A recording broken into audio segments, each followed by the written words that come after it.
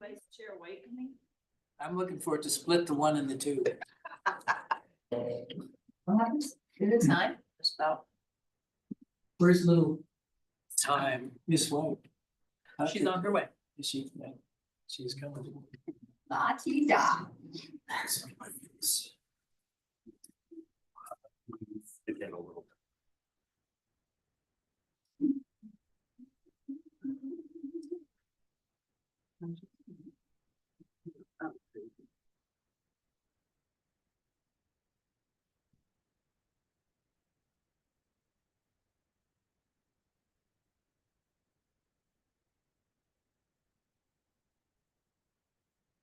Okay, I'm going to call the October 22nd regular meeting of.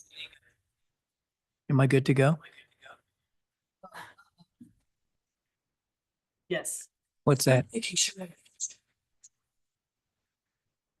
Yes. Are we good?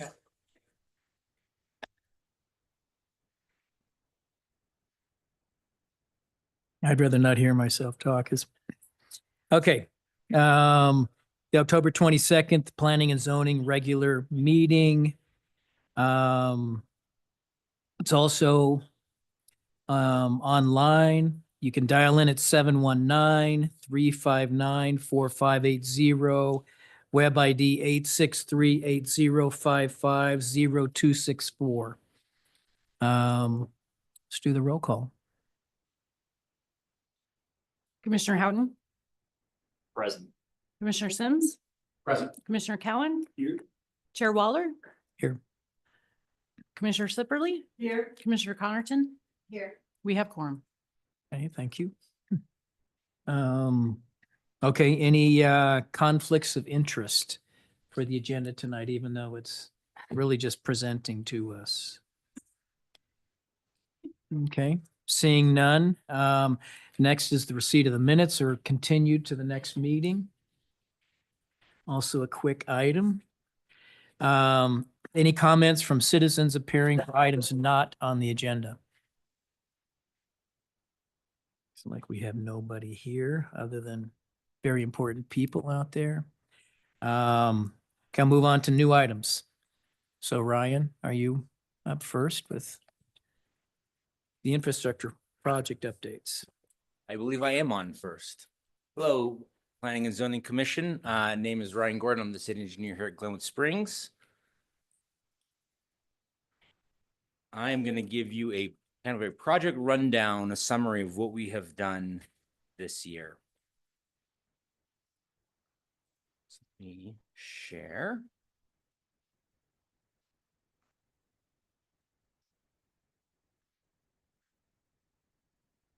Yep.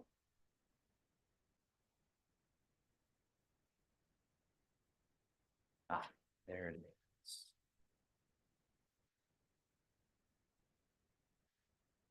Okay, can I get rid of it, make it a little bit bigger? Oh, that's about the extent of my knowledge and how to make it bigger. I'll zoom in.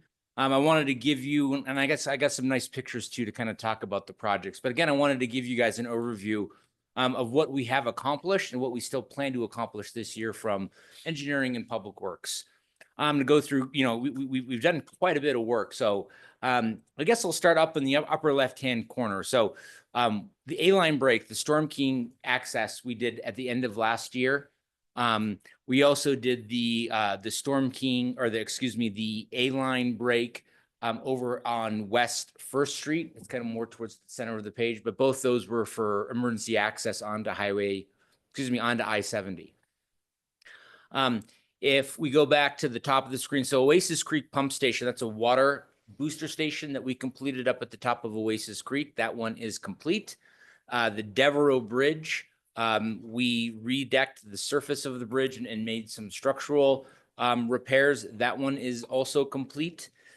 Pump Station 11,000, a wastewater station in the outside of the Meadows area. Again, that one is complete. A lot of these are complete, so I will refrain from saying the word complete unless you guys need anything else on that.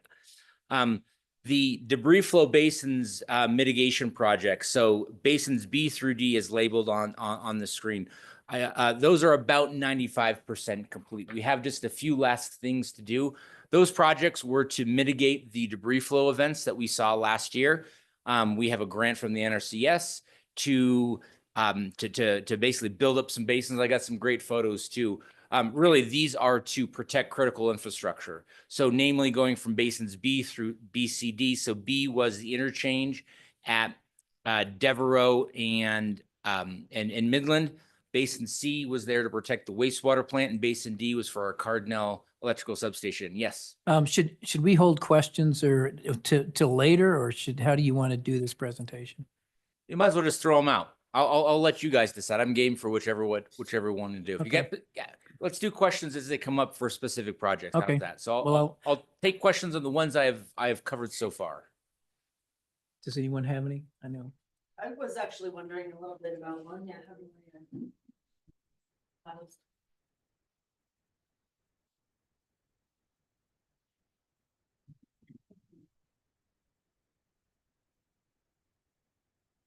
Are you on? Mic on. Okay. I work across from where the debris flow is, and I was wondering what was going on because I heard a lot of trucks over there, and then I think I heard blasting over there. So that is right above the railroad, and I know last year the railroad was sort of covered in some mudslides. Did the railroad contribute at all? And what is the NRCS? Right. So yeah, to first, yeah. So Basin C, we removed 45,000 yards of dirt and 6,500 yards of rock. So that's the equivalent of about 700 truckloads of material we called, or Where did it go? 7,000 truckloads, excuse me. Where did it get moved to? So our subcontractor, our contractor was Johnson Construction. They took it primarily down to their yards down in Rifle, but it was their responsibility to find a home for all. We used as much as we could, reused on site for various items. We harvested a ton of large boulders that we plan to reuse at North Landing and other places. But a lot of it is, to be quite frank, really bad soil, right? It's that hydrocompactive dirt that you see at the rafting facility. So it's not really usable, save for structural backfill. So the blasting you heard is we did uncover some massive boulders. These are the size of a VW bus type stuff. And so they were blasted safely in coordination with a registered blasting company, Rock Solid out of Parachute. You made a really good point. So a lot of this debris did impact the railroad, and the railroad company is not contributing anything to this project. So what we did is we basically said, look, we are going to improve on our side of the property line, so to speak, and you get what you get, so to speak. But what we're doing is we're having these big giant basins with these gabion rock walls. And the intention is these will hold a lot of material and then hold back the dirt, the rocks, the trees, and let the cleaner water flow through. So in theory, the water that gets down to the railroads now is just sediment laden, isn't chock full of almost like molasses. If you saw it last year, it was not water, it was, of jello molasses type substance. So does the city have any liability if the city's property slides onto the railroad tracks? Well, that's a great question. I don't know that answer specific, but specifically for this debris flow, I don't believe so. Again, we've trying to do our best due diligence to make sure we're retaining what's on ours. A lot of this kind of falls into that act of God category. These debris flows happened because of the Holcim fire in 2002, and are something we just can't really mitigate per se. We can just hopefully. We can't prevent, I should say, but we're trying to mitigate the debris coming down from the hills. All right, And I got some great photos I'm going to show you guys a little bit later of those to kind of give you a sense, but very large basin above of Basin C. Is the public allowed to go in there? In that Cardinal? No, they are not. So the road to access this is through is the road over to the wastewater plant. So while it's a city and a public road, it's gated off because of security risks for both the substation and the wastewater plant. I think we could arrange some trips if there was an idea, if people wanted to go and take a look. We could certainly, provide some escorts from city, staff to go over there. But it's not something that's easily accessible, nor really wants to be. Okay, thanks. Yeah, absolutely. And I had a question too on, so I hiked the trails up there, the Wolfson trails, and it's, the 100-year events happen like twice a year, it seems like, and probably from the fire, Yeah. you know, and I think that's probably totally makes sense. And the bridge is, you know, on the Defiance Trail, that bridge is wiped, blown out. I mean, last year you guys did a great job of rebuilding the bridge, and then in the spring it got blasted out. I mean, just got tumbled down the hill. So all of these mitigation things though are really for main infrastructure like the roads and buildings, and which is away from the huge detention ponds were built protecting the meadows. Is that right? So That's is correct. anything happening with, you know, with those trails or that sort of thing, or they're just going to be closed forever? You know, so yeah, those trails are maintained by our Parks and Recreation Department, and they're constantly going up there and trying to improve them and making them safer. But we don't have plans right now. The real challenge in the area you're talking about is those channels are constantly shifting, Right. and it's kind of chasing your tail a little bit over Right. there. Yeah. And so they're doing their best to try to figure it out. But we don't have any real solid ideas of how to try to prevent, again, that bridge on the Defiance Trail from getting washed out, other than trying to keep the trail open. You know, one of the things that we've seen over and over with these debris flow projects, especially in Basin A, which I haven't really described yet, which is above our water plant. But these debris flows, like I said, are not water, right? It's stuff. And they clog up these culverts. So similar to the headspace underneath the bridge, they just clog it up. And before you can get to it and actually relieve and pull out the debris, it's already done damage. So Basin A, which I haven't discussed, has a lot of those features, which is increasing the size of some of the culverts. So particularly the big switchback above the water plant right now has a 48-inch diameter pipe. So 4 feet, not insignificant, but got clogged in literally a matter of seconds when the slide happened last year. So we're replacing that with an 8-foot wide by 6-foot tall box culvert. Right. Is one of the other.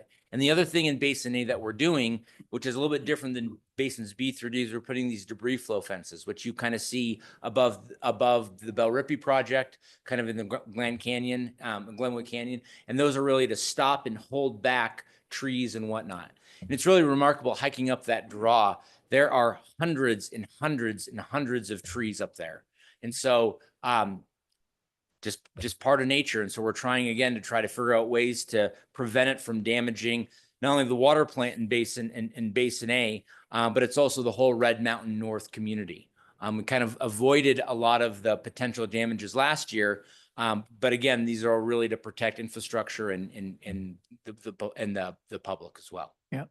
I know Midland gets, I mean, I live off Walls, the end, and it gets blasted, that ravine down there, and goes all the way down to Midland. Shoot, it starts from way up high, and it's Yeah, boulders, tree. I mean, it's just it is. Carnage. Yeah. It's kind of the Wild West of some it's the sorts. Wild West. And so that those basins B through D are really going to be wrapped up here in the next coming weeks. So you will see a lot less vehicles coming out of there.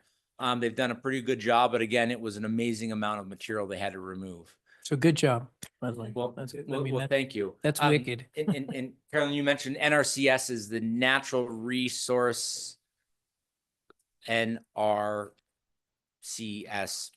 It's a division of the Bureau of the Interior. They help with disaster mitigation, kind of mine reclamation, that kind of stuff. I apologize, I don't know my acronyms as well as I probably should have.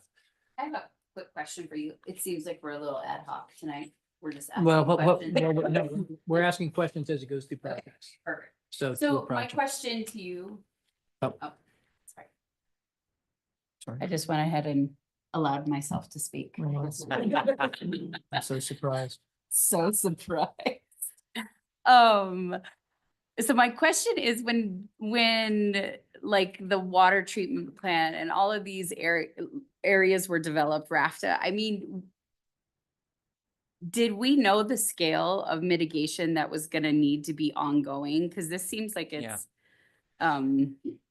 So let me take, for example, the RAFTA facility, right? Yeah. So when they came and developed, they had a very large drainage report, which included debris flow mitigation. And in fact, the RAFTA facility does have their own detention basins to try to mitigate this. the question with regards to say above the wastewater plant. So we did have some features. In fact, we had a large channel that was existing in a very large box culvert. So again, we had about an 8x6 box culvert that had water that could flow through. In fact, above that box culvert, we had these erosion control mats, and these were these basically like rubberized plastic mats that got nailed to the ground with big, long 8-inch stakes. And the idea was that was to prevent the erosion. And so the irony is that I think we were further enough away from the fire and we didn't have immediate repercussions from the fire, right? The year after the 2002 coal seam fire, we didn't have massive, mudslides. So we did what we thought was best. And this was 2012 when they built this. The irony with these were so severe and so impactful that it actually ripped up all those mats that were intended to prevent erosion, causing more erosion. And those mats got clogged into that culvert, and then that was the result. Everything spilled over and caused this damage. Okay. So what we've done is shifted away from, let's say, a more passive approach to these basins, which was a much more active approach. And those may not be the right terminology to use, but again, we are trying to now to understand, okay, we know what's going to happen. How can we prevent it from happening or limit the severity of the damage? So in theory, this should mitigate future issues, and this won't have to be like constant maintenance that we're doing. It is, yeah. Now, and when I run through my list, I'm going to show you some photos, and I can show you exactly what we're doing out there because it will be more instructive. And unfortunately, when I put this together, I had a map and I have a different document with the photos, which I was like, oh, that's clever. Now I realize not quite so clever for presentation, but I will show you that in a second, and it'll become apparent of what we're trying to do. Okay, so Basin A above the water plant, again, we're about 25%. We're going to be continuing that work next year. Just an FYI on Basin A, when we do replace that culvert, the road going up to the cross will be down for a couple days because we have to literally remove the road, put the culvert in, put things back in. We're coordinating with all the affected parties, the folks up at the HOA and top of the hill to make sure we're not abandoning anybody on one side or the other of the cut. Okay, so 6th Street North Landing, which is over here, just North Glenwood. We started that project a little bit later than we had wanted to, but we are probably close to 30% on those two projects. So North Landing and 6th Street are separate, but we bid them together. This year we've done almost all of the deep underground work. So that's a brand new sewer line along 6th Street. That's a couple of small sections of water line we replaced and upgraded, and that's brand new storm system that was undersized for the North Glenwood area. So doing a great job on that project. The contractor will be 100% wrapped up, cleaned up, and not off-site, but no construction work the second week in November. Any of the disturbed areas, so we've removed asphalt or concrete, we're going to put back with asphalt or concrete for the holiday season, particularly for the lighting ceremony, for the Hotel Colorado, but then also for, the holiday season for shoppers and whatnot. So that area will be restored, not to a beautiful state where we'll be at the end of next year, but again, we won't have mud wallows and potholes and things like that. So it will be usable again. And again, so that's the second week in November. Shovels down, engines off, all that kind of stuff. North Landing has been used as a construction staging area and will remain that way through the duration. So again, that pocket will be off limits until next year. We plan to pick it up when weather allows next year, no earlier than mid to late January. If we have kind of a lighter snow season like we did last year, we can start doing more work. But again, next year is going to be a lot of the surface improvements. Just a real quick, so North Landing gets a small little band shell. It gets some really cool artistic features. It gets a new bathroom, and again, some new plantings. We have a separated bike path. We have new sidewalk. We have a brand new road. We're sucking in that road, right? That was the old Highway 82, which is a Highway 82 sized road base. So we're sucking it in, making it pedestrianized. So really plans to make it a really cool feature, connecting North Glenwood to downtown Glenwood is kind of a commercial zone. Another project we have here, downtown alleyways. So block 44 and 45. So block 44 is the alleyway running north-south just behind, say, Doc Holidays in the Springs. Block 45 is the next block to the east, so behind the Maxwell Anderson. We are doing block 45 this year. I say we're about 80% complete. What we're doing in both alleyways is removing the dilapidated asphalt that is potholed and in the wintertime fills with water and ice and is a trip hazard. In the summertime, it fills with water and it's gross and has bugs and all sorts of stuff. We're paving it with concrete. In the east-west directions, we're putting down pavers, so it's going to mirror what we see by Smoke alleyway in the Italian Underground. Again, it's a way of connectivity of the Bethel Plaza area as you move to the east. The DDA has a project in the next few years to redo the block of Cooper from 7th to 8th. So again, it's a way of connecting sort of the downtown blocks together. So again, we are putting down new concrete pavement down there from basically all the alleys from wall to wall. All the stormwater that gets down there will be funneled into a new stormwater system and get that water out of there. We also are going to have some lighting systems again to provide that sort of ambiance. Quite a bit of that's being funded through the DDA. The city is got a grant with DOLA to do the stormwater systems only in that area. Block 45, in fact, we are going to be wrapping that up in the next couple of weeks. We have concrete coming in later this week and wrapping that up by the middle of November at the latest. Continue down here. So the Riverview Drive, we had a stormwater system. So we piped one of the last remaining open sections of the Atkinson Ditch. Similar to the downtown alleyways, the Atkinson Ditch was used as a stormwater conveyance. Had a lot of debris, whether it's garbage or leaves and twigs and whatnot, kind of an open eyesore. So we piped all that and connected the existing stormwater system that was recently just installed in the Red Mountain South neighborhoods into that system.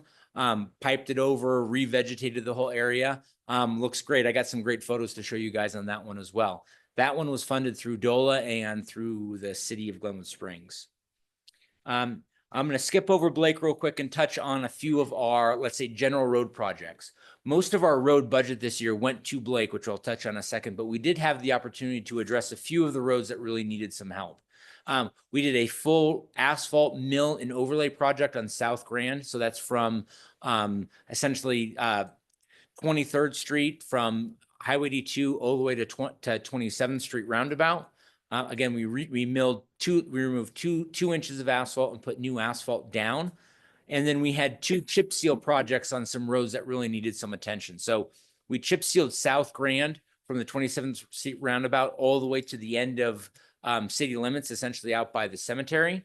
So again, chip seal is when you have small rocks that are embedded in tar and then coated with a sealant. It's kind of a protective coating. It gives some more life to your roads. We did the same thing. If you look in sort of the inset on the bottom left-hand side of the screen in the Glenwood Park neighborhood, and Old Lodge Road was a road that was really starting to kind of lose its life. So we put a chip seal coat on that road as well. And back to Blake. So, Blake Avenue was a big focus of the city, both design last year and then construction this year. A good chunk of our road tax dollars have gone to Blake Phase 1, which is from 23rd Street to 27th Street, including 24th Street and also 26th Street. So that is a full road rebuilt entirely. Whole new road base, whole new asphalt, new storm system, new sewer system, new water lines, new lightings, and new sidewalk. We also have a 8-foot wide shared use path that's going to connect the 27th Street BRT station to 23rd. This neighborhood had they had water and sewer. They had no sidewalks, no curb and gutter, no lighting, no safe passage for people. We actually we're shuttling and helping getting kids dropped off from the bus to get to their houses, during construction. Outside of that, they literally walked on the road. And if you ever drove that road, if you drove it more than about 5 or 10 miles an hour, you had to go get a realignment. It was really poor condition. Thought you're on vacation? Yeah. We got a question, Chairman. Now, I was on this commission when we approved the Ripby project and we had a lot of discussions about that section of Blake Avenue. And yeah, the condition of the road essentially served as traffic calming. Mhm. So now that it is being rebuilt, and I know that, I think council wanted to keep it two-way and we had suggested it should be one-way. Can you tell us, like, is there just an 8-foot path on one side and it's Yeah. one-way travel? Thanks. Yeah, great question. Right. So from 24th Street to 27th Street, it is a one-way street going south. Mhm. Okay. So essentially, if you're trying to jump traffic coming, into town, you can't do it from Blake, at least that section, right? And also that roadway is narrow. So we have an 11-foot driving path on, let's say, the east side of Blake from 24th to 27th. And then we have that 8-foot wide concrete shared use path on the right-hand side. And so that, in our opinion, is really going to dissuade people from trying to drive one way, because now you have to drive quite a ways on a one-way road. And we're certainly going to have PD out there during the initial phases to make sure no one is doing that. So our idea is that's really going to restrict people using that, as a speedway, so to speak. Mhm. So there's a one-way, 11-foot wide roadway and a 8-foot sidewalk on only one side. That is correct. Yeah. Was this on the engineering's list of sidewalk, allowed only on one side or not required? Because I don't think it was. So we initially looked at having the right of way is extremely narrow through this section. Yes. It's very different than a lot of the other city roads. I don't know that answer, Jack. I can take a look. But we couldn't. So our ideal cross section is 2 travel paths, bike lanes, parking, curb and gutter, and sidewalk. And we just physically could not fit all of that in that small footprint. Right, and I'm glad that the city didn't go ahead and take Yeah. people's property there. It is a nice tree-lined street, so the compromise is a narrow driving Right. lane that will hopefully keep traffic slow and a mixed-use path that will carry people going both directions on that 8-foot path. Right. Okay. Yeah. Yeah. And yeah, it looks great. I actually got some photos too, so you can kind of take a look at that. We think it's going to Okay. function really. So the path is right against the road. There's no room for a planting strip. There is not. No, Okay. no. Well, we'll see that in the photos. Yeah, we built it out to the extent of the right of way as much as we possibly Okay, could. thank you. Yeah, absolutely. So that project, I say is 80%. We are finalizing some work on 26th in that last block from 26th to 27th.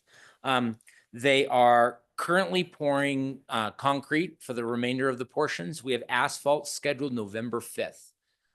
Another portion of that is we're actually reestablishing an old defunct sewer or storm line that goes between Big John's and then the thrift store that connect to some existing storm facilities in Highway 82. So again, we know that from that neighborhood, they had lots of flooding in their neighbor and their basements and backyards. So this will address all that and really make it a much more usable neighborhood, and also will be that start of really that backbone on Blake for pedestrian and bikers as well. The last project I haven't touched on, the 3 Mile Confluence project on the inset on the bottom left. So that's a confluence of 3 Mile Creek and the Roaring Fork River. What we did down there, the goals is a lot of invasive species work. So we removed a lot of invasive species, including Russian olives and a bunch of other of the more nuisance plants, and armoring of both 3 Mile Creek and then the Roaring Fork River. The Roaring Fork River was starting to chew back the edge of the banks and even getting closer to the Rio Grande Trail. And then we also filled in the Atkinson Ditch Trail. If you've been down there, that was also really a kind of a cesspool and kind of a breeding ground for mosquitoes. And then we removed the old dilapidated ditch diversion structure that was part of the old Atkinson Ditch. That had lots of little jagged pieces of metal sticking out and all this kind of, fun stuff. So made it much more usable. We have revegetated everything. Our last step, which is going to happen on Thursday and Friday of this week, is we're going to pour back a few of the panels on the Rio Grande Trail that were damaged. And so that should be open here in the next couple weeks.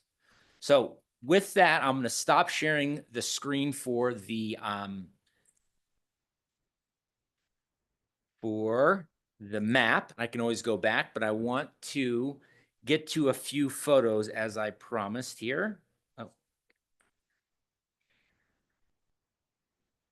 just quick question while you're finding those photos. Absolutely. So all of these projects are covered with our current budget. They're not like projects that we're needing to fundraise or fundraise. So- Fundraise, I'm not out there fundraising for this. No, they're not projects that we need to build into our future budget then. That's correct. Yeah, they were all accounted for, Awesome. either through existing, and some of them we went a little bit over or a little bit under, Mhm. but they were all budgeted for. Okay. And most of these, I could go in, have some amount of a grant that we have applied for. So, but yeah, we all have them, funded for and allocated, and ones that are happening next year have money set aside and dedicated for them. And you said that you guys are working on the Blake Phase 1. What is Yeah. there a subsequent phase and what is Yeah. that? So phase entail? we are working right now with our consultant to finalize the design of fully rebuilding and re-envisioning Blake from 13th Street to 27th. So Okay. phase 1 was 23rd to 27th. Phase 2, it depends on where budgets come in and whatnot, will be all of 23rd from Highway 82 up to Blake. Okay.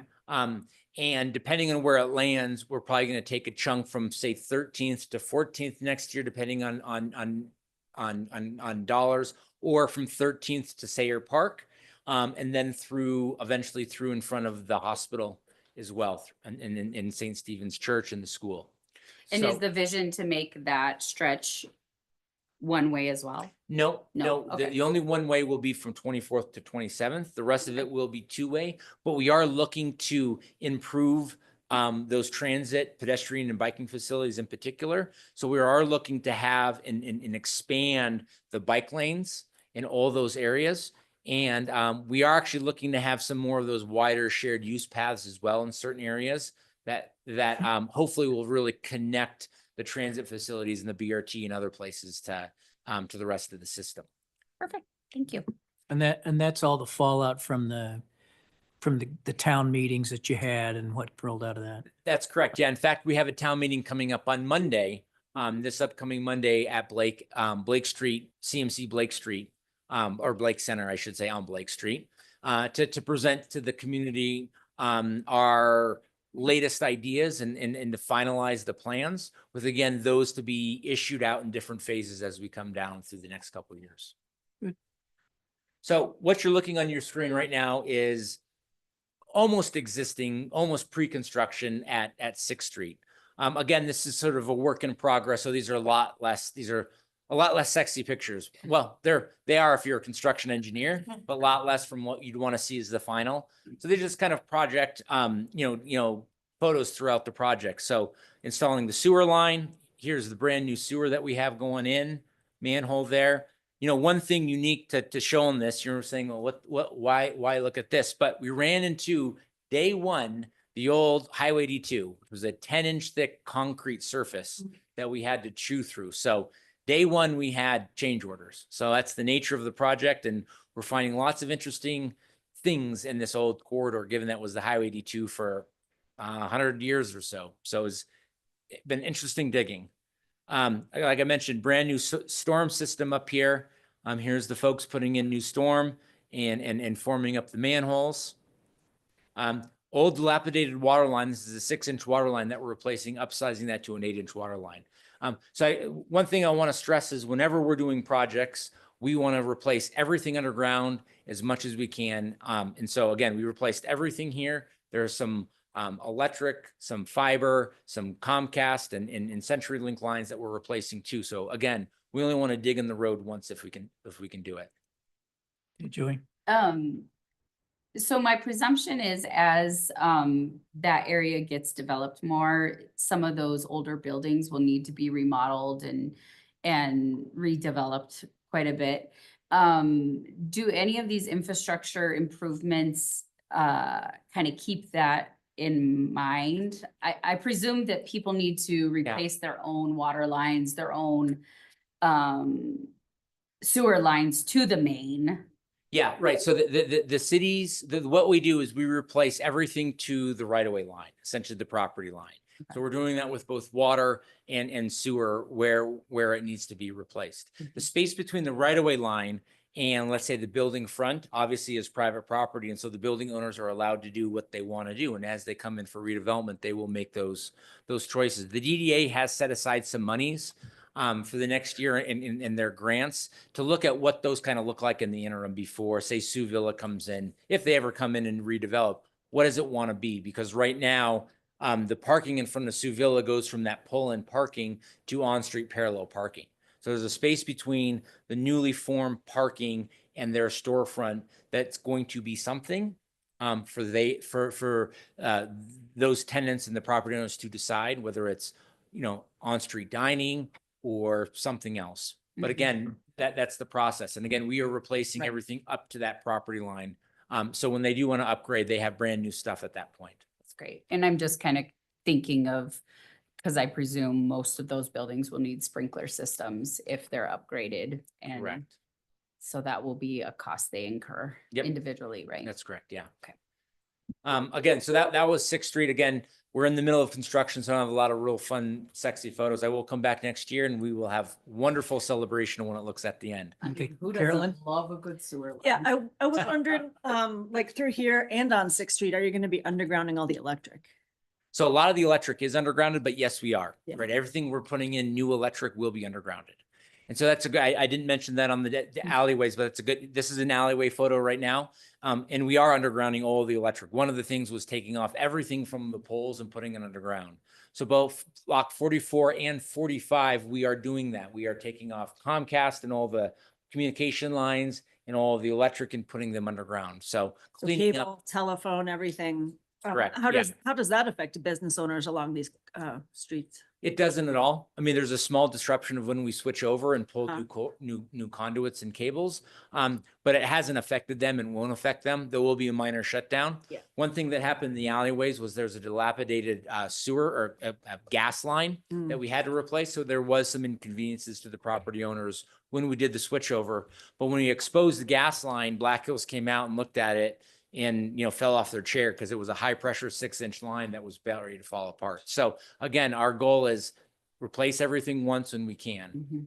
And so you see here, what we're doing is we're putting down the concrete. We're putting a layer of flow fill, which is a lower strength concrete. So instead of dirt or road base, it's a concrete because we didn't want to disturb these older buildings' foundations. Ryan, I have a question on going back on the storm sewer, when you showed that picture. So, one of the things we've talked about and we put in with, new homes being done, they have to either pay in lieu or, retain their water, blah, blah, blah, do all that sort of stuff. So for like a large storm sewer like that, so when you go to the river, are you doing the filtration system now as we go through? What I kind of remember you talking about when you were here before was that the in lieu money was going to go to a pool that was then going to help do that sort of thing, or what's kind of the status of how that? Yeah, so it's a good question. So that philosophy isn't being addressed with these projects quite yet.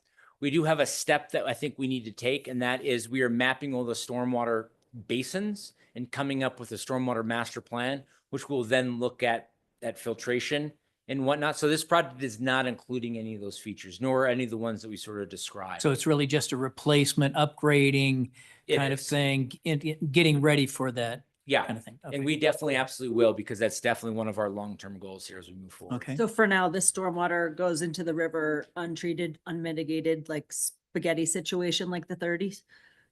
That, as of right now, it does. Okay. Yep. Back to the alleyways, flow fill. Here's an example of what we had to deal with, the amount of underground utility there, new and existing. So a challenge to say the least. The black pipe you see is the new stormwater system. Here's the finish of the alleyways, at least the surface. We have some connections to do on either side. But again, we went from a dilapidated asphalt surface to a nice, long-lasting concrete asphalt or pavement treatment. Are there issues? And, I have a place down behind on Colorado, and so there's always future work, utility work and that sort of thing. And so the question is with concrete, Is that more of an issue? Because now when you have to get into it and do that, do you make, So absolutely, because yeah, we now actually have 16 inches of concrete. So you can imagine trying to cut through that. However, we did a lot of pre-planning. So we worked with all the utilities, right? Gas, our electric, all the telecoms to put in new conduit or any conduit that they thought they needed. And particularly as we are pulling things off of poles, right? Because that was the general way of doing it, is you run everything above ground. Not your gas, but your wires. So as we're putting them underground, we made sure we had spare conduits when needed, conduits that were the right size for them, and then replaced any pedestal boxes that they needed. But you're absolutely correct. When we do something like this and something of this level of permanency, it's really important that you have that forethought. right? Yeah. Because no one, whether it's the city or anybody else, wants to cut through 16 inches of concrete. Right, but as is fairly typical with some of these older houses, they're gonna need their sewer line repaired.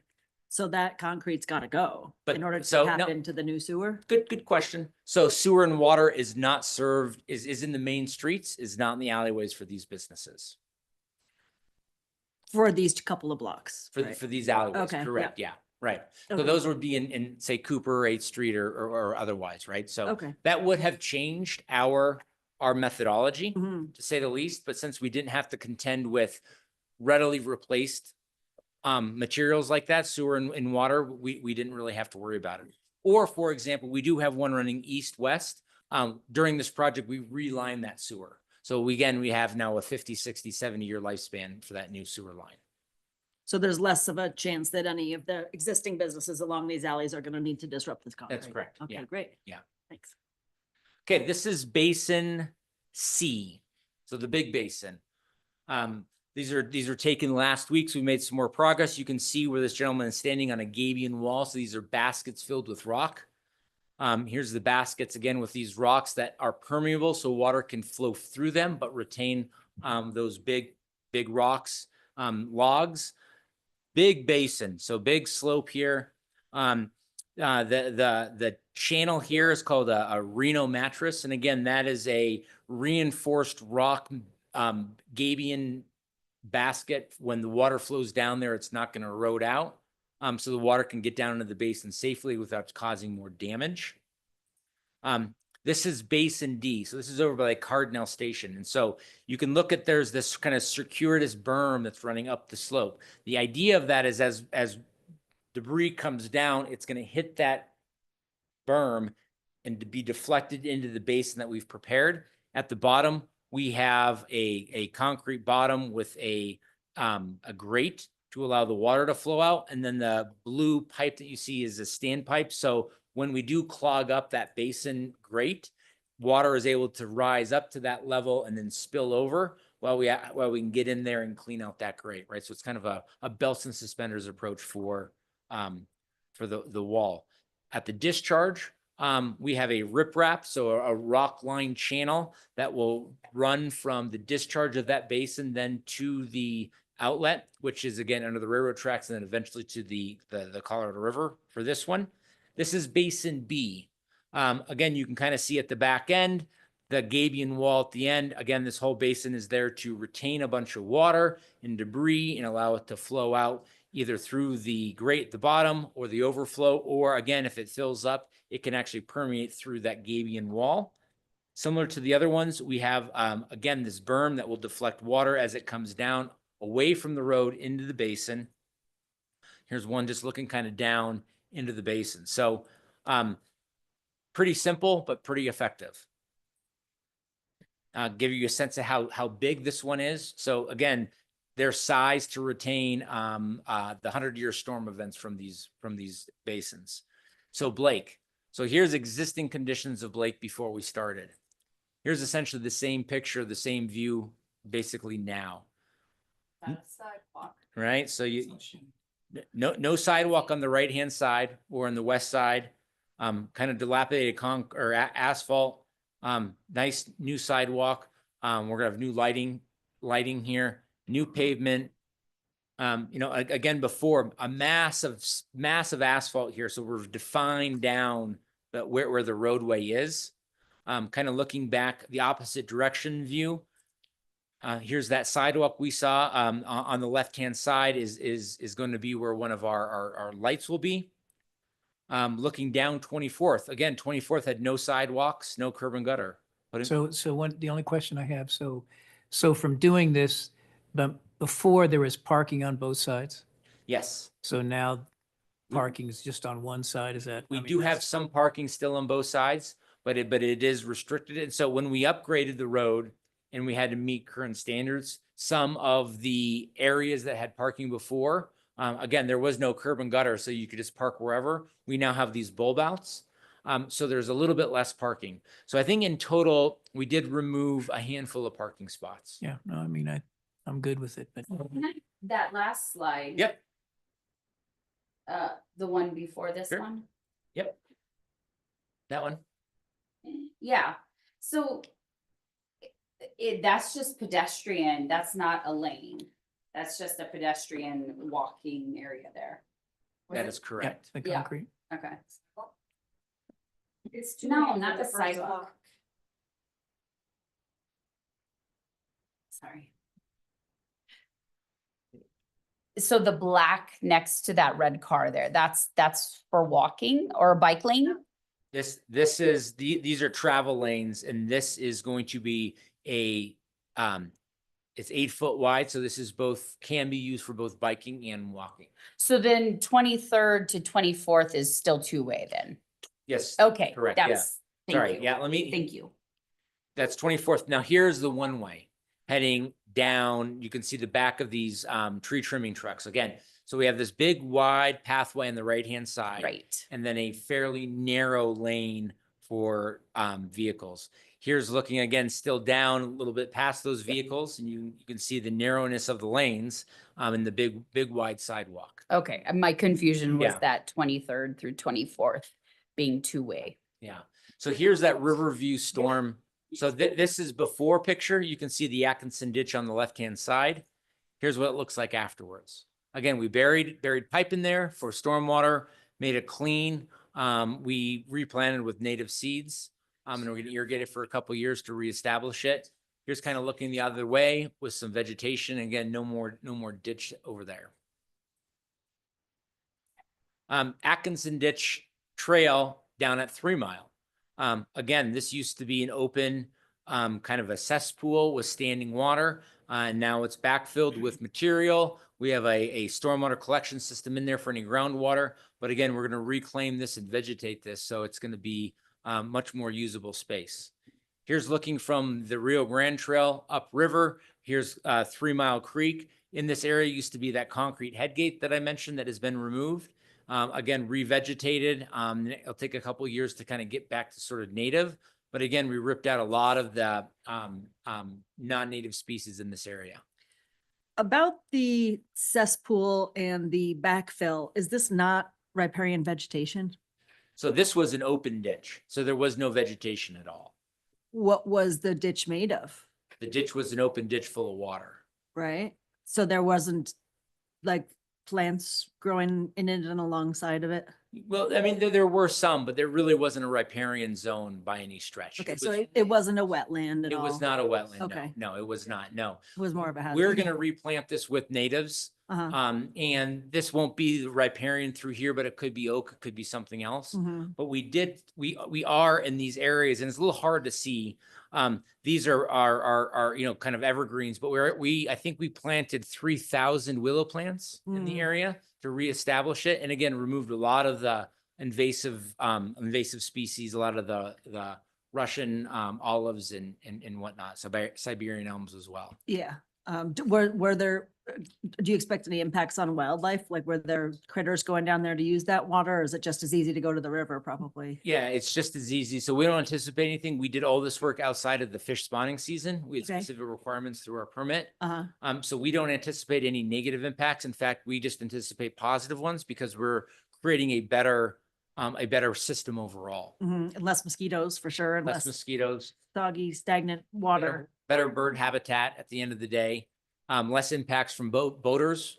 Again, we're reestablished, put big boulders down there. Uh-huh. This is 3 Mile So, Creek. so is that, I know my son used to live in Glenwood Park, so So is this where the staging area was you used at that little pocket park up Yep. there in Glenwood Park? Yep. And then they were just coming down that, did you do anything on that, that gravel trail or whatever that came down from there? Yep, we're using that right now. We kind of beat it up and we're gonna put it back into a better usable condition. Still be like a It still will Kind be of- gravel. It still will be, but yeah, it's gonna be more graded out, a little more smoother, but it's still gonna be essentially a dirt trail. because that was your path That down. was our to do path the- down, yeah.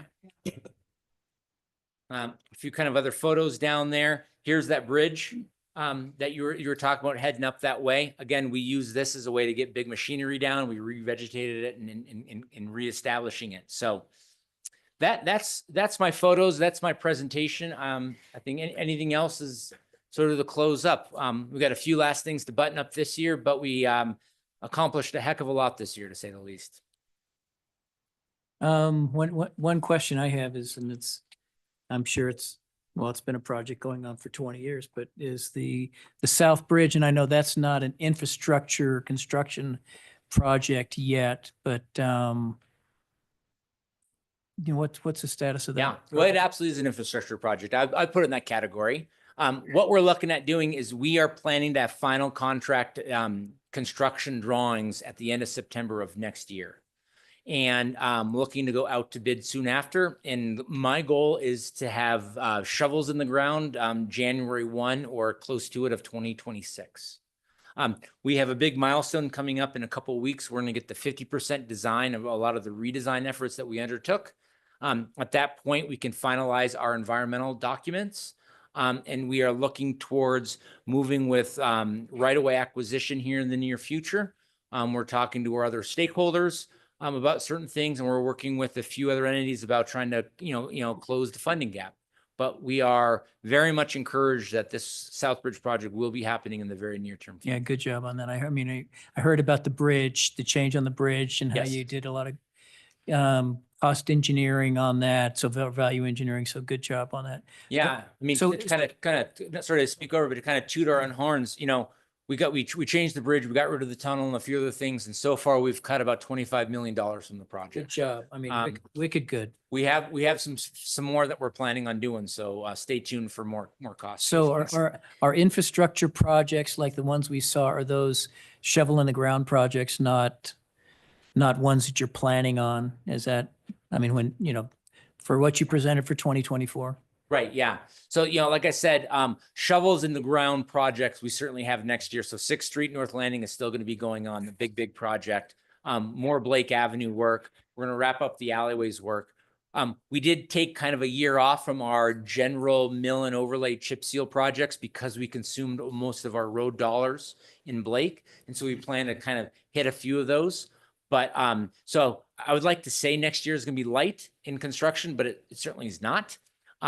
But we are having some other planning projects in the works. The big one is our 6 and 24 pathway from West Glenwood to Glenwood. That one's big on our list to try to finish and get going. I've got one last kind of comment. He signed off. Yeah.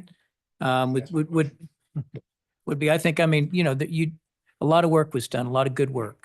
So, I think it'd be good to, and maybe you're already planning on this, but to blow your horn some way, whether it's an article in the paper, different ways to get this in front of people so they see here's all of the projects that were done, here's kind of cost impact, here's all of that sort of thing. Cause that's a lot of work that Well, you did yeah, this year. A lot of I appreciate it. improvements And I do plan to some form or fashion, present at council, certainly when we get more of these wrapped up.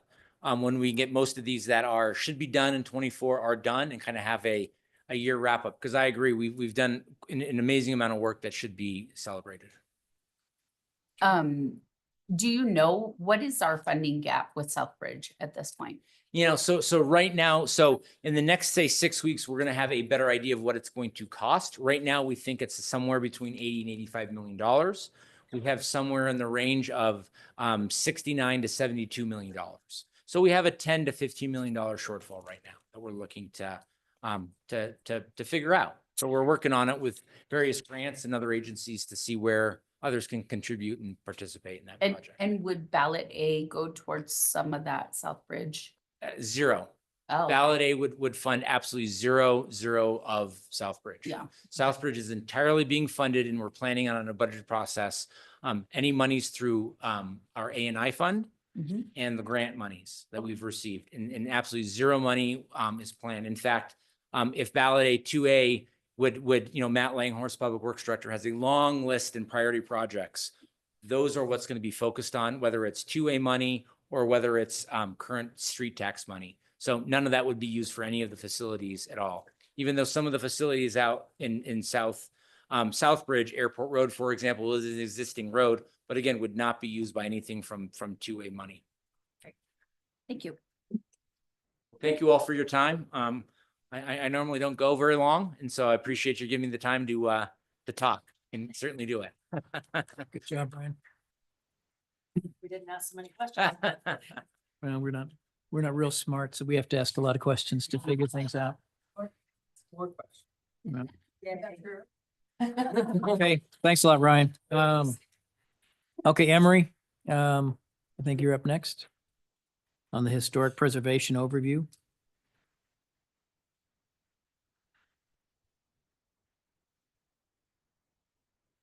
Okay, Emery Ellingson, Community Development. I'll be doing a presentation on Historic Preservation Commission and we'll be sharing the screen.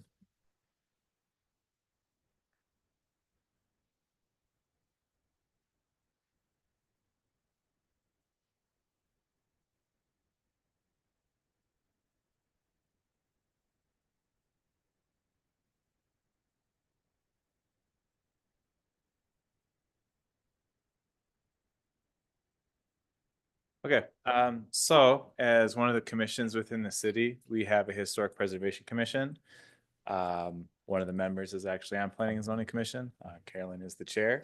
Now, Planning and Zoning Commission, as far as preservation, does not oversee any applications or any of the processes, but we thought it'd be a good to just kind of give you all an overview. Preservation does have a lot of relevance in community development, building, and things that come up. So just thought we'd go through an overview. Probably, I'm gonna go through some slides and then maybe save questions for the end, whatever piques your interest or you have a question on. So in any case, just start with what preservation is. And this is a quote from the National Park Service in that preservation is a conversation with our past about our future. And so at its heart is thinking about, okay, your community, what buildings, structures, cultural heritage that you have in the past that you want to preserve for the future. And so it really isn't as much to do with today as it is with connecting the past to the future.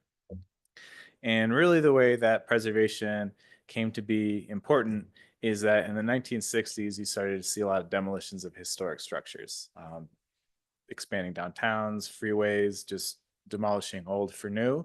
And so you saw a lot of old structures be lost. And one of the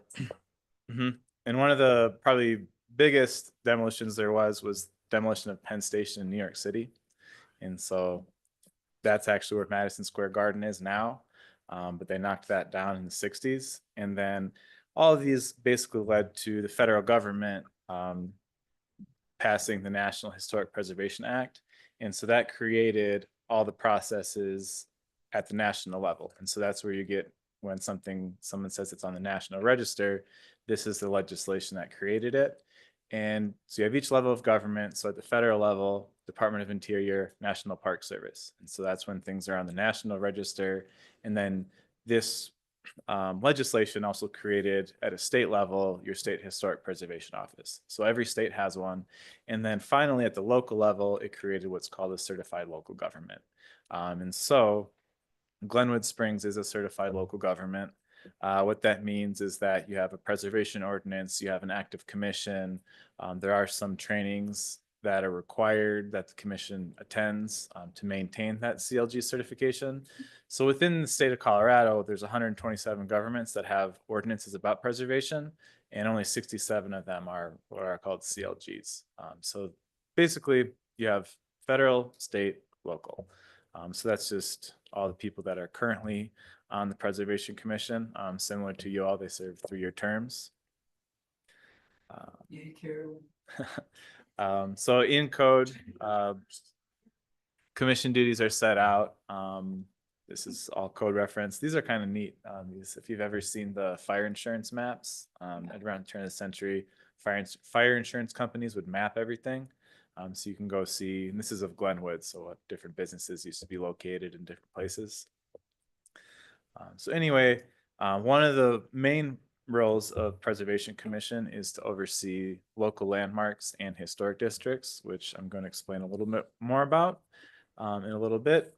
And then these are the goals that Preservation Commission has for the next year. So one is bolster the local landmark program, establish a local historic district, and then also consider preservation-focused demolition and deconstruction ordinances, and then also review and revise downtown design standards. And so preservation isn't just necessarily this building as a landmark. It can also touch on things like downtown design standards or deconstruction and demolition of historic structures. So these are some of the commission's goals for the next year. But back to landmarking and historic designations. So in the city of Glenwood Springs, there are a total of 8 structures on the National Register. And in Colorado, anytime something's on the National Register, it gets automatically put on the state register. So those match. We have 8 and 8. And then local historic designation, there are 13 local landmarks.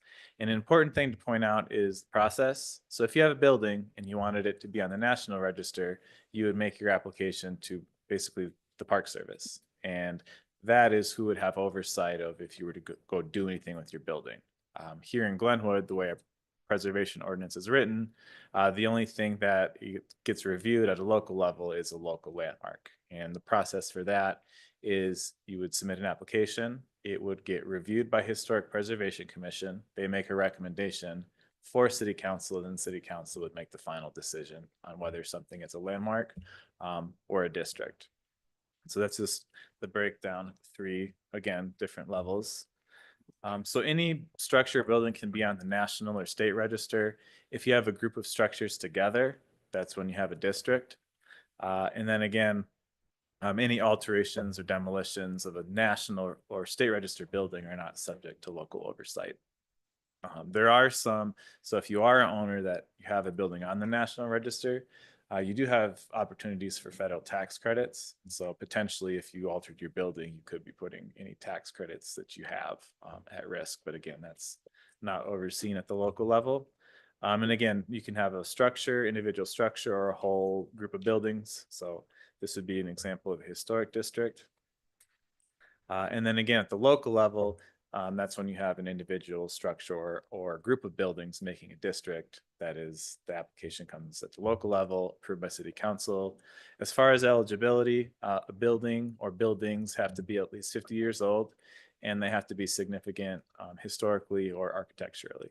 Then there's different criteria that go with that. And then once it is landmarked, if you want to make any alterations to the exterior, you need a local, it's called the local landmark alteration certificate. So you go to Historic Preservation Commission with that application. And that's again, so any alterations of the exterior, it also would apply to a demolition or relocation of a structure. And so here's like an example. This is a warehouse structure in Lincoln, Nebraska. You can definitely see which part of the building is not the original, but it's been done in a way where it kind of matches. So that's as far as process, local landmarks. Once it's a landmark or in a district, there also is a process for if in the future an owner wants to change again, it's the exterior of the building. It does not apply to the interior of the building. And then as far as the benefits of local landmarking, here at the city, at the local level, any property used for residential purposes is eligible for a property tax rebate for, again, just the city taxing portion. And then also any local landmark structure is eligible for state of Colorado tax credits. And those are intended for rehabilitation. So like if you were going to replace your roof on a historic structure, you would be able to get a certain amount of tax credits back for however much that project costs you.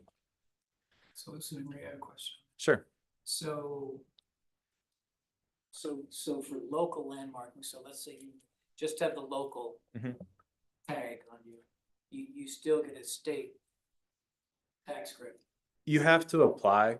And so generally it's associated with some sort of project. Like you did your roof, Cost me $20,000. Of that amount, I can receive a $7,000 tax rebate. But you don't have to be in the state. I mean, how you showed it. local, Correct, state. yeah. So if, I mean, if you're building, let's say, Sorry. two avenues, you have a building in Glenwood, it's on the national register, then it's automatically placed in the state register. You're not a local landmark. You can still do state of Colorado tax credits. Okay. Or otherwise, you're just a local landmark. You can still do the tax. You're still eligible. You do have to apply and go through their criteria and standards. And what is the what is the like portion of Garfield County mill levy that's the city portion? The exact percentage, you can look for any property. If you look at the property in the property record and you can see how much it is. Okay. A lot of times, because I've had this conversation with different property owners for residential houses, a lot of times it'll be, again, depending on the assessed value of the house, anywhere between like $250 and $700 a year. So, and then again, that's in perpetuity. So depends, but the percentage, I'm not sure. So there's no removing the landmark in the future. Is that what you're saying? So if you were, Improvement. sorry, if you keep the building as a landmark, you can do Oh, a okay. tax rebate year Got it, after got year. it. That is a good question though, because once a building is landmarked, if you wish to have that landmark removed, it'd be the same process. So you would make an application basically to city council asking for it to be removed, and they would make that decision. So. And so again, currently, there are 13 local landmarks, individual structures in town that are locally landmarked. The city actually doesn't have any historic districts at federal, state, or local level. So that has been a goal of Historic Preservation Commission, considered proposing a local historic district east of downtown, kind of the residential area. Process is similar. Historic Preservation Commission will make a recommendation on the application, and City Council makes the final decision. However, in order for an application to be submitted, there does have to be a petition of, so if you have a district, 50% of the landowners by area have to sign on to it. So there is that step before Historic Preservation Commission would hear an application. So I had a question on that one Mhm. too. So when I looked at the map in the package and here, there's not really a legend on it. So if I go to the west of Grand, Mhm. I'm interested in that side, but you have like little yellow Mhm. dots, and I'm assuming those are historic structures or something like that, or, Yeah, so the red are actual local landmarks that have been landmarked, and the yellows are all individual structures that have been surveyed, and that doesn't mean like property boundaries. That's actually when you have a historic survey, that property has been researched. So the architectural history, how has it changed over time? Also, who's lived in the house? When was it built? It's pretty much, they're very interesting. But that's what those so yellow. it's kind of like dots are. pre-work has been done on that Exactly. if you wanted to. Yeah. go. And then as far, Good candidates. Yep. Mhm. Talented one. and then as far as the boundary, this was just where Preservation Commission had, as a group, just looked at and decided. It's not to say like west of Grand, and this is still very much a work in progress, but just to get a boundary to put out a map to talk to people. That's what was used. Okay, John? In the context of a district, what are the tax implications? So right now, the way it's written is it's only local landmarks receive that tax benefit from the city for the rebate. But if you were located in a district, you would still be able to apply for the state of Colorado tax credits. But you would still have to apply to HPC for any exterior renovations.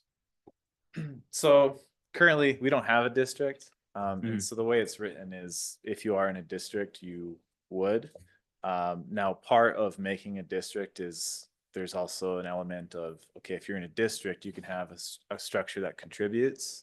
So my house is historic, it's contributing to the character of the district. Or maybe my house was built 5 years ago, it isn't historic, it doesn't contribute. You can make, as part of the districting process, that would be part of that, is determining whether. So if I have a house in a district, my house is not historic, you could be exempt from that process because your house would be considered non-contributing. So again, we don't have a district, and that's not how it's written, but that would be part of that process, would be considering things like that. So, So I'm just following up, just clarification on John's Mhm. question. So let's say that whole blue district became a district, and let's say some people have old historic houses, but they didn't want to be part of that. Tough patooties, I mean, you're now part of that no matter what. They better not sign the petition. It's like municipal trash. I mean, that's, and it's 50%, it's 50% of the people. By area, Yeah, but, well, that whole blue area, yeah. if but- 50% of the owners in that, 50% of land. It's like Of- if the school district had several blocks over there and they could sign on as one owner and have a lot of it. So yeah, historic district, that's why there's a big difference in process between, you know, the local landmark, one individual property owner wanting to landmark their structure versus a district when you have a group of different property owners, so. And then again, so I guess going off of that is, why would you want to landmark a building? Why would you want to have a district? And so there are definite positives to preservation. One is economic development. You can have a lot of adaptive reuse of buildings. You know, picture the restaurant down there. That's a space that it would be hard to replicate today, just the way things are built. Also, inherently preserving old buildings, restoring old buildings is very labor intensive. And so there is that element of job creation and the number of hours that go into rehab, or if any of you have, you know, rehabbed an old house, I'm sure you're familiar. And then also tourism. So again, when you think of a lot of places, where do you go when you go visit a place? A lot of times it is like their historic downtown or a historic district, where those places, you know, draw you in. And so along with that is, you know, the role of heritage tourism, especially in Colorado, and I would say especially in Glenwood Springs. There's a lot of history here, Glenwood Cemetery, you know, Doc Holiday, all of those things. So you see that especially in Colorado, with it playing that role in tourism. And then also preserving existing neighborhoods. And there's a couple different aspects of this. One is just preserving that sense of place. But another one too is that typically older neighborhoods, older structures will have a lot of buildings that, if they were demolished, couldn't be rebuilt in the same way. And so you can have instances where you have a higher density that couldn't be rebuilt today, that you can see. So like the house on the left, that's obviously a multifamily building, because just over time, as neighborhoods have been developed, you can have like higher density in an older area. So that can be a benefit of preservation. And then also too, a lot of preservationists like to talk about sustainability.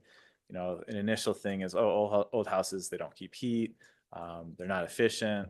But also too is when you think about all the demolition, all the trash that gets created with the demolition, when you think about preserving an existing structure, that's a lot of material that's not going into a landfill, and it's preserving all of the original materials that went in construction of the building. So those are, again, some of the benefits of preservation. And then again, just kind of thinking of Glenwood, what structures used to be here and aren't here anymore, what structures are here now and we'd hope to see in the future. Just get you thinking. So yeah, so that's just sort of an overview. There's a lot of other aspects of preservation that HPC deals with and that touch on, you know, planning and zoning. But I just thought it'd be helpful to give an overview, especially of, because you hear that people talk a lot, oh, it's on the register. Well, what does that mean? And so, yeah. so Questions? questions? I have a question. So I saw, it looked like one of the goals for the committee was to try to increase the number of homes, that sort of thing. So, yeah, and I'll speak as someone that has one of those homes, that it's kind of scary and feels burdensome, you know, because it seems permanent is kind of a thing. And so I guess my question is are you guys going to go on the, I'll call it the offensive, and try to go out and talk to people, to recruit them, explain pros and cons, here's what you get, and here's why you do it, why would you not do it, and to help people go through it? Because I know, in fact, I think you sent me some stuff before, and I look at all of it and I go, oh my gosh, you know, do I really want to do that kind of thing? And it feels burdensome kind of thing. So anyway, I'm just asking that, is that committee, because I know many of the people on there and they care about all that sort of thing. So is that, Well, I'll let Carolyn. listen. I would say that the commission has made a lot of efforts with outreach, showing up at the farmer's market with some of these maps and opening up discussions and getting some community members excited. There actually has been an approved landmark just last month at council. I even heard about it on the radio. It's a log cabin built in 1940 on Pitkin. Oh, picking. Yep. And it definitely is gonna take some willingness on the part of the applicant. That other applicant did a great job of coming to the city and going to the museum to research their property and brought us a proper presentation. He did that after he'd already replaced the windows in the house, which, you know, Smart. yeah, because replacing windows is something that a homeowner would need to come before the commission to talk about. But his replacement of windows did not, you know, rule him out from getting a suggestion for approval from council, and council did approve that. So I think there's going to be a bit of education outreach from the commission to the people. We've done some letters, we've had mayoral proclamations. But essentially you need the owner to be on board and sort of get excited about it and landmark the building for not just yourself, but for the future of the community. And I think to add, as far as the, explaining to a property owner, okay, what am I getting into? So let's say you don't have a landmark structure and you have a building downtown and you wanted to build an addition on the back of your house. So you would definitely need a building permit. And then as part of the building permit is you would be subject, depending on where you live, to downtown design standards. So that already exists. So your application is already going to have to meet some of those criteria. And so in itself, the downtown design standards is not a district, but you are already subject, whether you're a landmark or not, to those standards. Now, on the other side, if your house is a local landmark and you wanted to do an addition, you'd still have to do a building permit. You would still be subject to that downtown design standards, and you would probably need the landmark alteration certificate. So it is that one extra level of review. And that is true. Then again, with that does come the benefits of the tax credits, of the mill rebate. So okay? Yeah. Thanks. The commission's having conversations with council to try to come up with some additional incentives. So I have a couple questions. First is, are the applicants that are coming forward for these landmark applications, are you finding that the majority of them are doing it because they have a heart for preserving these properties, or are they doing it for the tax incentives? So first off, I'm glad Carolyn brought up the recent one. We haven't had a landmark application in quite some time, so this is the first one in a while. And their motives were, several, is they were pretty happy with their property the way it was. They're not planning on really doing any major additions or major changes. And so just from that standpoint, the fact of, going through like the landmark alteration certificate process wasn't a hindrance. And then also, they were also interested in state of Colorado tax credits, and then the mill rebate too. So, and then also just pride in, they like their house, and Yeah. it's a good example. And want to see it stay that way for future. So a little bit of each. Yeah. And so then the other question I have is, I know that the museum is in Glenwood is a separate entity, but we kind of support them. I guess I don't know what my question is. I'm just kind of befuddled by the city's involvement in that. And does the city continue to see that as a good way to preserve our historical charm as a community? So that's a great question, actually, and I should have included it in the presentation. So the Historical Society Frontier Museum is a private organization. It's a museum that receives city funding. Mhm. And so what the museum does is, you go there, it has artifacts, it's the archives, it's the storehouse of all that information. And that's what they do. And then the Preservation Commission is a city board and commission that really like the landmarking process, that's the role and duties of the commission. So they are very separate entities with some common goals. And then there's a lot of overlap too. So for example, when the person did their landmark application, they wanted information. So they went to the museum. So here at the city, we don't have any of those resources that the museum has. Those aren't here. So But they also have to ask for money, like they don't just get the money, like they have. Oh, I know. Yeah, I so, know. and it's like a lot of other organizations has to go to the city and ask for it, and the city can say no, but. Of course. and like in contrast, I mean, some communities, you know, the local museum will actually be a city department. Right. Will be, and then you just have different levels of how that's organized. Mhm. So, To throw something in, it seems like without the existence of the museum, a landmark application wouldn't be near as thorough or complete. I mean, the library has some resources, but that's where most of the architectural history resides. I think it's a great committee, by the way, Oh, even thanks. though I'm Yeah. kind of a struggle bus. But no, I mean, I think it's a good thing. I mean, it does kind of preserve our town. I thought the picture of Uray is a great downtown picture of Yeah. something What are trying to the preserve. 13 what are the 13 on the historical thing? Push your It's in button. your list. here, let's bring it up. No, I Hop don't hop have my on the screen computer on. there, girl. What's that? So the list that was in the packet includes everything. So that's National Register, local landmark. And then again, national and state are always doubled up. So, but most of them are residential, a couple commercial for the local landmarks. But again, 13, well, 14 since the last one. It's right behind the elms on 10th Amendment. Big yellow apartment building. Oh, yeah. Craig. Was. Thank you, Mr. Chairman. Thank you, Emery. I guess just kind of, I know we're kind of a little bit of a hypothetical space here because really, as I understand it, the district, whatever parameters would be assigned to the creation of that district and that dialogue. But I guess I'm looking at potential implications for, say, I'm part of the 49% who wasn't supportive of a creation of a district, but I find myself in this district. My house is not a designated landmark.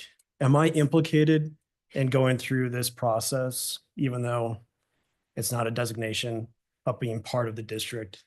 Mhm. That's a That- natural path That through. is a great question. And if there were to be a district application, it would get publicly noticed. All those the Historic Preservation Commission meeting and the City Council meeting, I would imagine there would be a lot of public dialogue. And then also outreach too, if that application were to come. So with that exact example you're mentioning, it depends how you make the guidelines for the district. And so you could have one situation where, hey, I own a non-contributing home in the district. None of this, I'm exempted from this, and how how that district gets created. So that's one scenario. Another scenario could be you're in the district, these are the rules. That would be like the other end of the spectrum. No opt-out. Correct, yeah. But again, That could be. both those things would be subject to all of the meetings and It's just application process. just to respond to that, like that happens up valley. A lot. Where people are like, wait, no, or they're like, yay. So you don't have a choice once you're in it. Well, and too, I think another thing to think about too is that's the nice thing about a local district or a local landmark is you get to decide, okay, well, what's right for Glenwood, or what do we want as a community? Yeah. Because you'll have some communities, they have a lot of rules, a lot of regulations on what you can and can't do. Some maybe not, and then deciding at what level do you want the district to be would be a huge part of that conversation. So. I guess the only question I have right now is, I know we saw the blue markings. Yeah, that was just a tentative throwing stuff at the map type of thing. I mean, my thought would be, why wouldn't it be the original platted, the whole entire original platted town would fall into the district? I mean, because the original town was platted, what, 1890, 1888? So, I mean, I live in the original platted town, you do. I don't know who else here does. I've got a place in. Thank God, not me. What are you saying? What are you saying? No, but that's a great question. So Mostly the blue is just Historic Preservation Commission. They needed a place to start Okay, and drawing a line, and that just was a result. maybe of that's just a suggestion discussions to and- think about it that way. Part of the reason that line was drawn was because we feel that both locals and tourists really already value Grand Avenue and Cooper and the commercial buildings along there. Yeah.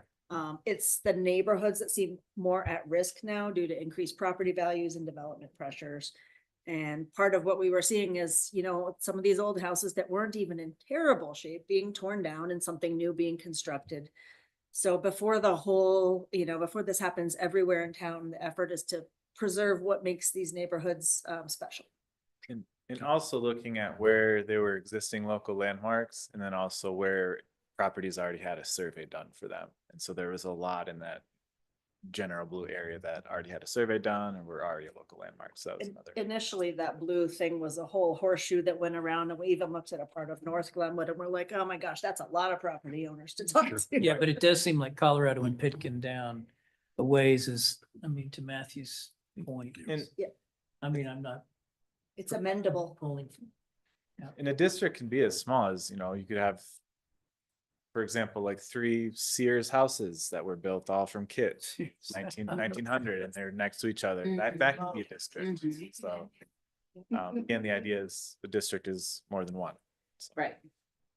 It almost seems like, you know, as you go down this path, that there'd be some public outreach kind of meetings, you know, for the community. So the community gets behind it. So there's not like, you know, the people with their pitchforks, you know, getting blindsided that holy moly, now all of a sudden this is something that's that I'm part of and I don't even know what that is. And it's, you know, it's fear of the unknown and scary, that whole thing. I guess that's all. that I'm saying. Agreed.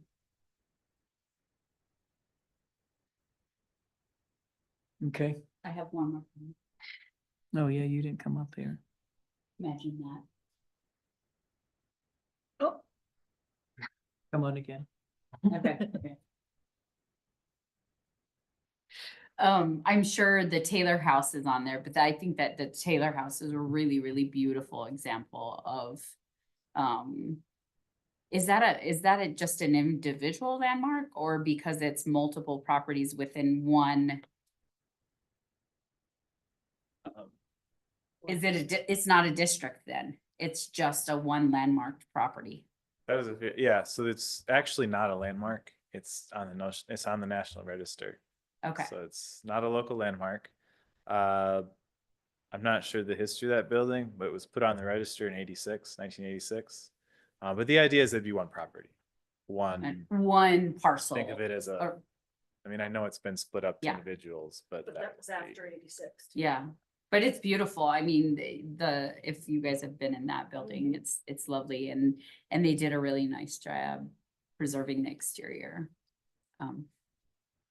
I will just say, and I'm giving my feedback, this is not a question, but I think that I love the idea of preserving old homes. I think that there's also a vitality that comes with redevelopment as well. And so I do like historical preservation, but I think that if somebody comes in and builds a beautiful home that looks really nice in the neighborhood, I also think that that is a lovely thing as well. So I think having both in our community is great. With a district, if they're. As we've been discussing this in the commission with the district, there would, the design guidelines that would apply that may have an extra level over and above the downtown design standards would also apply to new construction. Mhm. For example, if, you know, if you would maybe would not be allowed to remove an existing front porch because that could be a defining feature of your historic building, where if you were to build a new house, because of an empty lot or a demolition or whatever, that building might then be required to have a porch, so it tied in with the district. So to help guide people in building appropriate infill. But see, there is no district. This is all hypothetical. Well, we did have conversations with council in a work session and some council. Any other questions for Emery on his Right. presentation this evening? No questions from here. And I'd Emery, say- thank you very much. Thanks, Emery. And I'd say too, if you think of something and have another question preservation related, just be sure to let me know. Happy to talk more about it. Yeah, me too. Good job, Emery. Thanks, Emery. No, Okay. you can get rid of your furnace. Okay, now we're on to commissioner comments. Start down there with John. I was just gonna say, take the safety survey, if you haven't already, street safety survey. It's on the city website. I guess maybe that would have been a good plug when Ryan was here. And don't forget to vote. Why should we take this street safety survey? I believe it's a comprehensive safety plan they're putting together, sort of, I don't know if you're familiar, well, I don't know.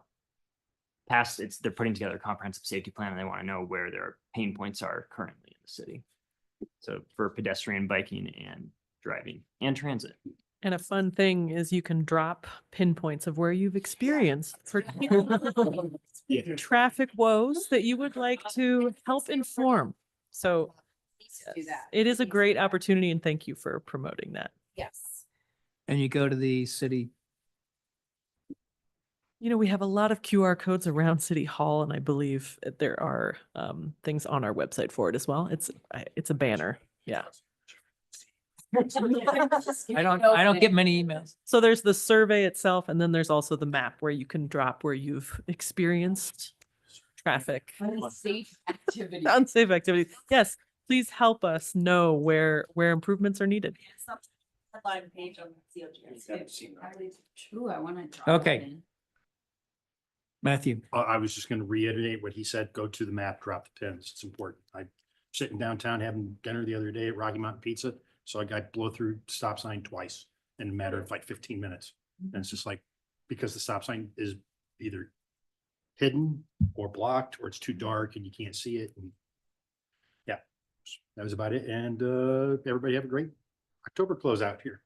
yeah, okay, thank you. Great. Just a question on a couple sessions ago when we had that training, there was mention of a commissioner's handbook, kind of. Yeah. No, it wasn't Robert's rules. It was, Bobby's rules or whatever it was like a rules and regs kind of thing. yeah, It's in the all kid. the above. Yeah, I can send that out. Cool. Thank you.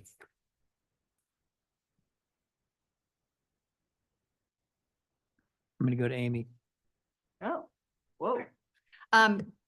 That was great. Always like to learn more about what happens at the city. Really like the engineering projects.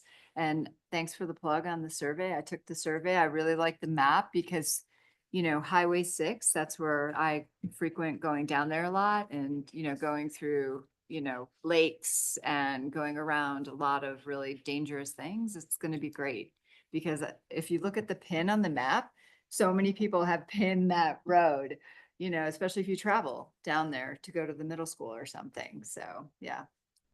Anyway, but thanks again, Hannah, for arranging that. It's great. Carolyn. Yeah, it was pretty helpful to get an update on all the street projects and know why there's explosions outside my office. Like I actually wound up calling Matt Langhorst. And he called me right back. And along those lines, don't forget, if you want to contribute next Monday to the Blake Avenue discussion, it is, I think, from 5:30 or 6 o'clock till 7 or so at the CMC on Blake Ave behind City Market. And they'll be basically talking about that stretch there. They had quite a few options on the table before. Some of them I'm hoping have been removed since we get, you know, we'll get to see some new options that are probably more feasible. And get to keep the character of Blake Ave like we like. And yeah, get out there and enjoy fall. Don't idle your cars. We have an idling rule against idling cars in this city.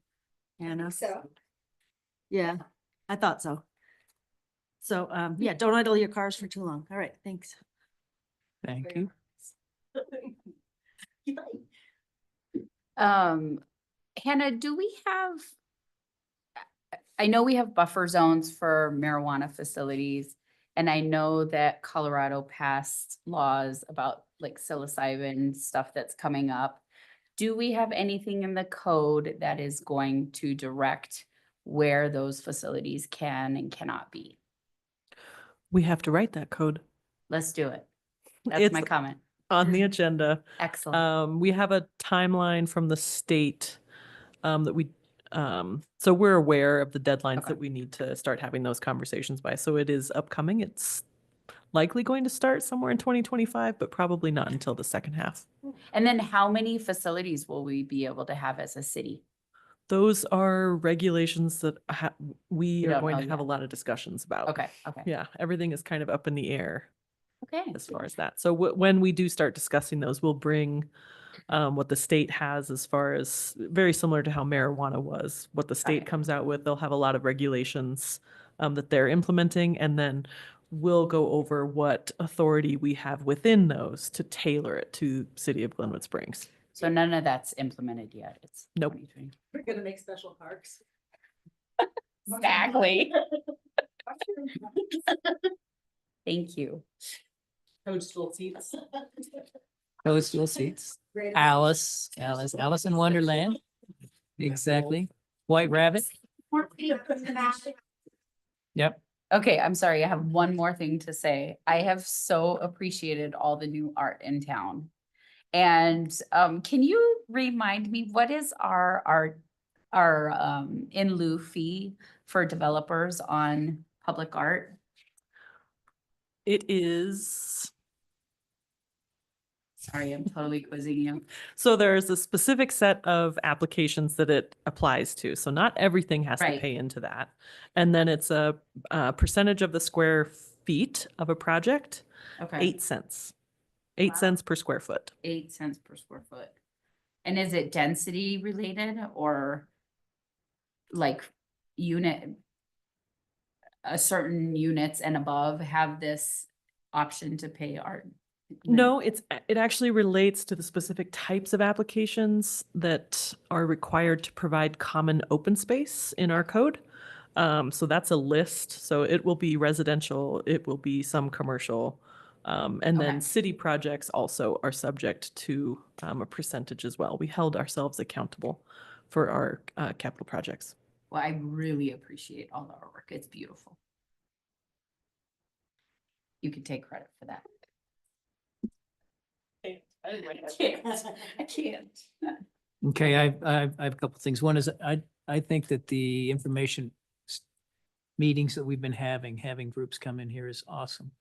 By the way, so that's another thank you for that. I think, I mean, tonight, we didn't have any tough things to do, but I think that, these are great for us.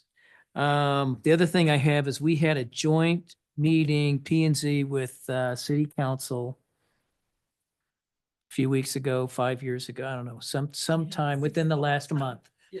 And there was maybe, I think, 4 of us were there, that sort of thing. And we went through 3 things and I thought it was well, I thought it was good. And I think city council even appreciated us. I think that was a good thing, as they should.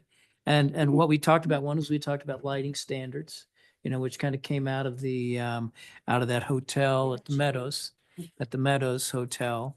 And the other one was design standards, that dastardly white color and the ephes, the stucco and then the words that I can't pronounce, John, that you brought up, what was that? How the corner fenestration or something is, the corners of the buildings. I don't know, whatever it was. That was another thing that came up too. And then we talked about less than or equal to 4 housing units and it sounded like, council was good for us going forward on all of those.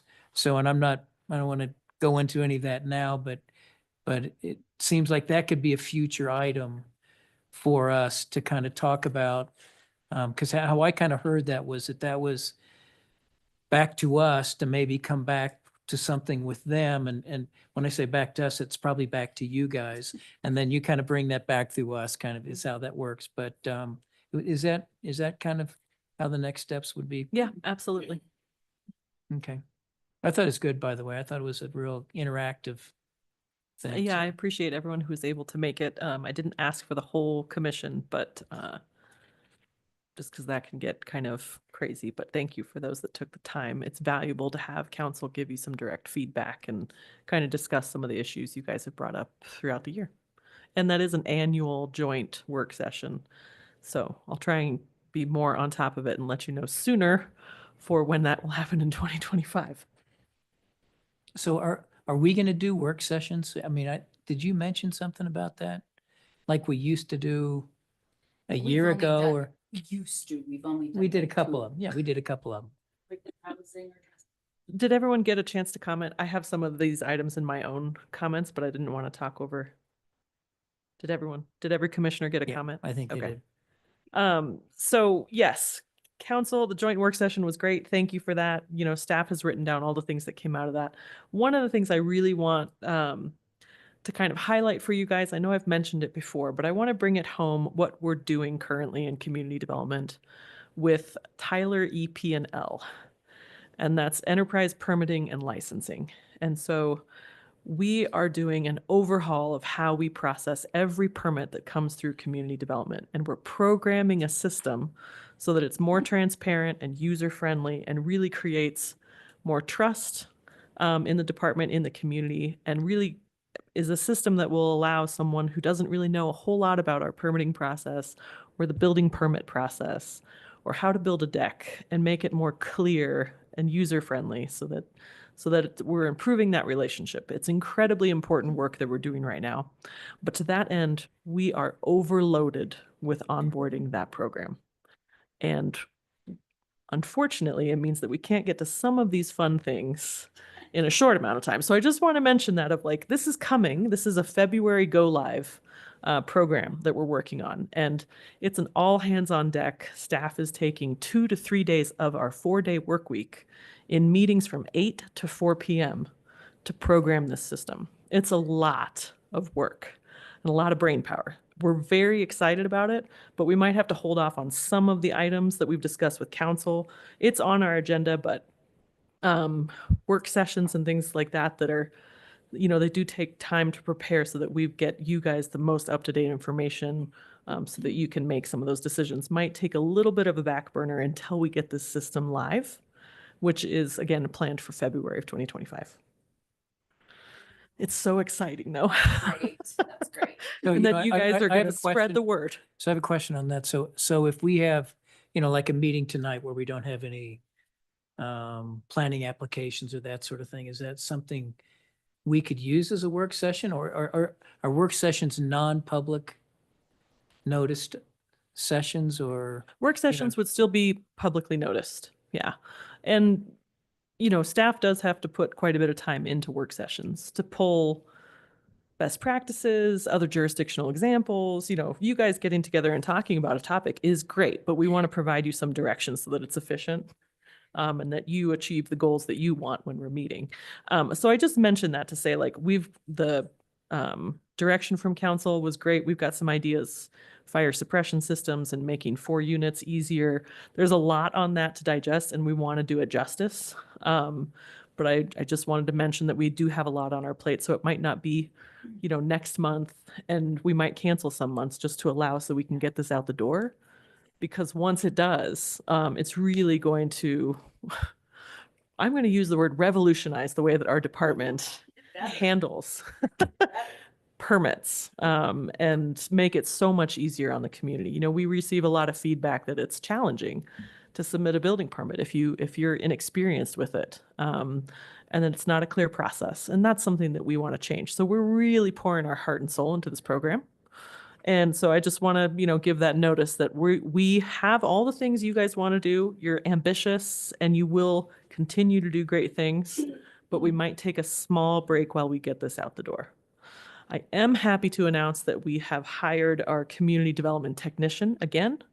So we have a new person. Haley Paris is her name.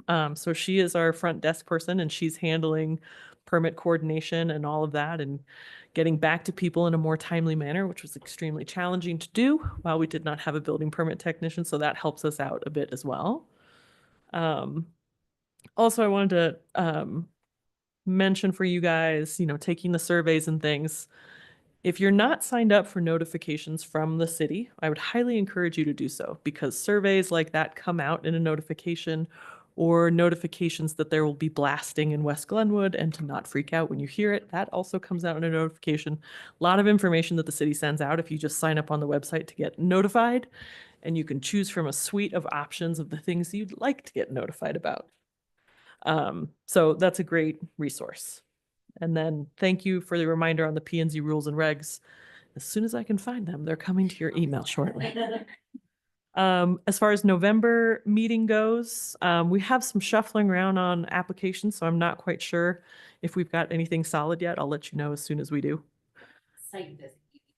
Yes. So thank you. That's one of the things that's shuffling around currently. So we don't know if it's solidly on November or possibly December. So if that's not happening, I'll update that, but I did want to get it on your calendars and make sure everyone knew. If we have a site visit and you can't attend, then you can't technically vote on that item.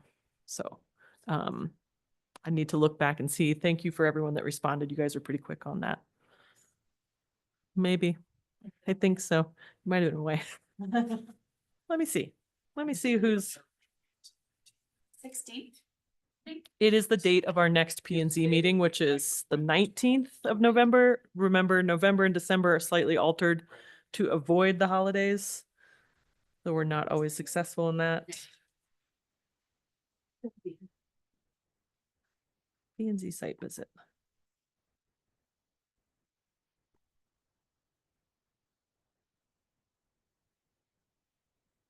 Doesn't tell me.